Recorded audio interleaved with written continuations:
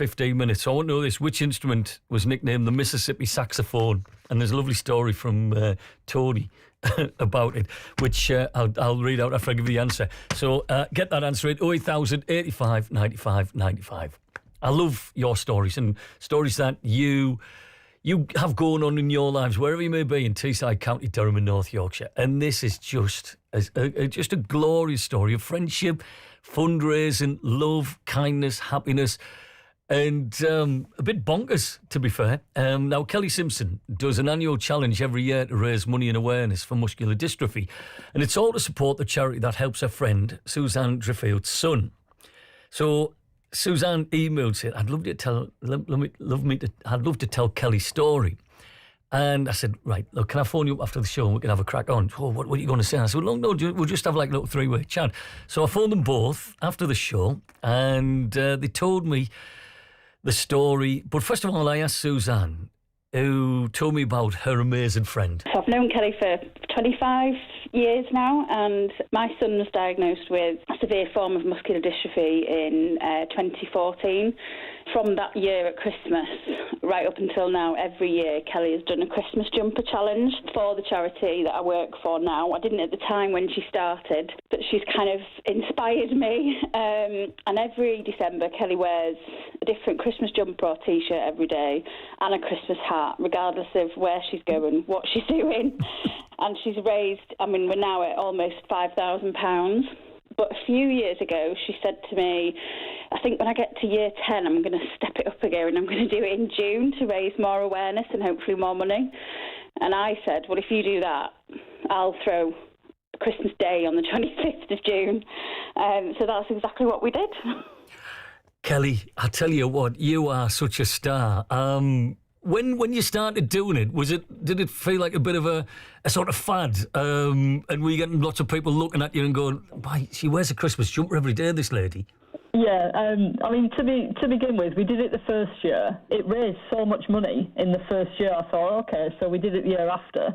And it just kind of grew from there. It became like a tradition. I became known at work for the Christmas jumper challenge, or Mrs. Christmas, as they used to call me. But yeah, it's just everyone does look. But that's what raises the awareness, because they ask me, why you dressed like that? More so this year, because we're in the middle of a little bit of a heat wave, and I'm walking around in a Christmas hat and Christmas jumpers, so it's making more people ask and hopefully raise more awareness. The heat, has it affected the Christmas jumper stroke T-shirt wearing this year? Not really. On the cooler days, I've had the jumpers on, but on the warmer days, I've had the T-shirts on. But yeah, it's definitely been a challenge doing it in June, because it's been very, very hot. Can I ask, Kelly, how many Christmas outfits do you have? I've got probably over 60 now. So I've got more than enough. It's hard to choose, actually, which one to wear each day, because I add more to the collection, and I have done over the past 10 years. I add them to the collection every year.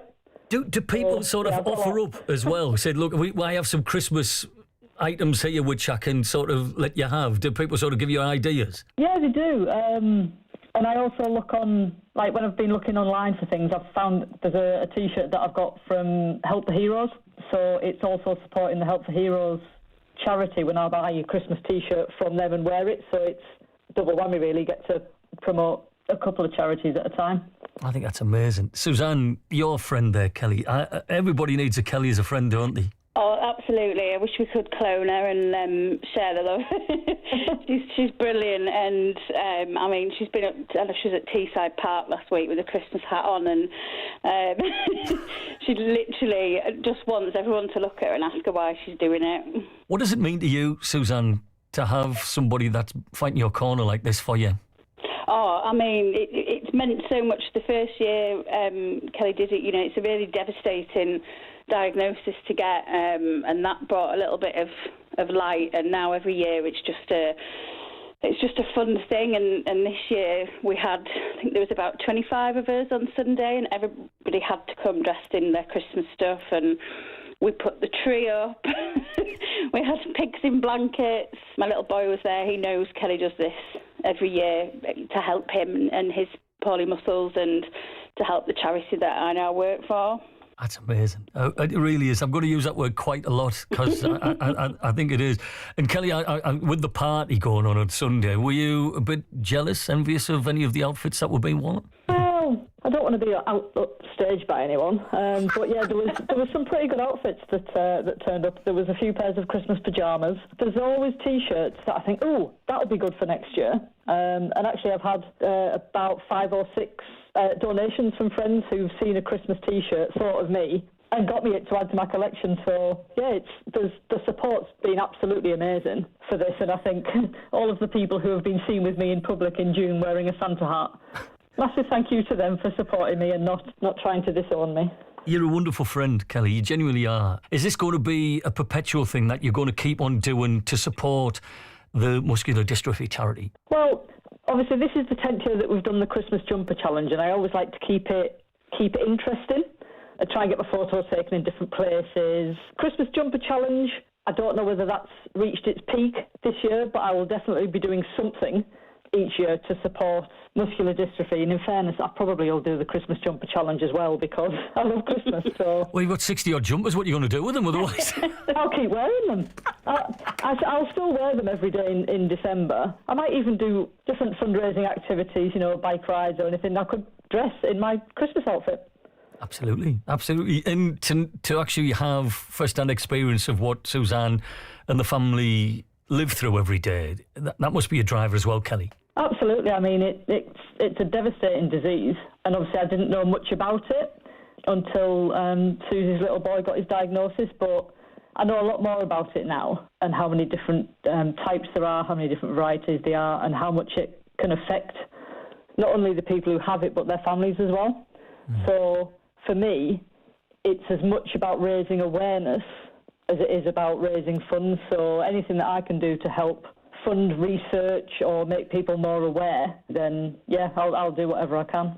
And Suzanne, you've taken it to another level because you now work for the charity that helps you. How did that come about? We started fundraising as well around the same time as Kelly for the charity, because they were a massive support to us when Joe was diagnosed, because we'd never heard of the condition till that day. I was an estate agent in a past life and an opportunity came up, and in 2019, so I've been there just over 4 years, the job came up to cover the north of England as a fundraising manager, and I looked at what people like Kelly do for the charity and for families like mine, and I just wanted to be part of it. That's brilliant. It really is. What was the best bit about Sunday then, the party? So we had pin the carrot on the snowman. We also had a kids raffle. I bet you that could have been fun, couldn't it? It was, yeah. I'll send you the pictures. Please. I managed to get some good prizes donated from local businesses. So we had a kids raffle, an adults raffle. We had Home Alone on in the background and Christmas tunes. And it was just a really nice day with all our sort of mutual friends got together, had a few drinks, like I say, lots of Christmas food. And it was a bit hot. Everyone was melting, but everybody was there for the same reason. We all want to support Kelly, and I wanted to do something to thank her really for 10 years of supporting us and supporting the charity. Phenomenal friendship. Kelly, have you got any way of finding out about your fundraising? Have you got like a Just Giving page that anyone can chip a few quid in if they've got it? Yep, I do have a Just Giving page, musculardystrophyuk.org/Kelly.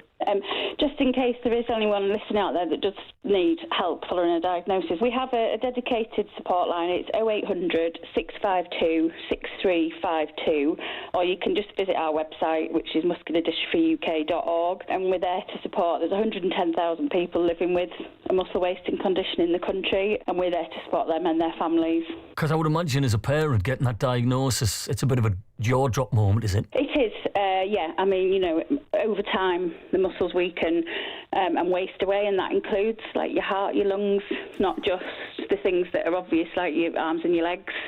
You use your muscles to swallow, to smile, to do everything, and it is devastating. And we're lucky we've got a sort of miniature comedian on our hands.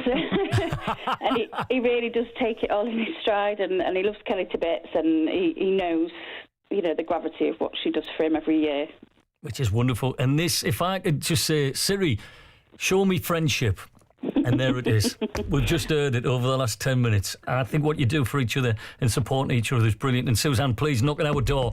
Anything we can help to promote the awareness of muscular dystrophy. And Kelly, if we can help you for your fundraising, give us a shout. We're always here for you. Fantastic, thank you. Oh, thank you, Gary.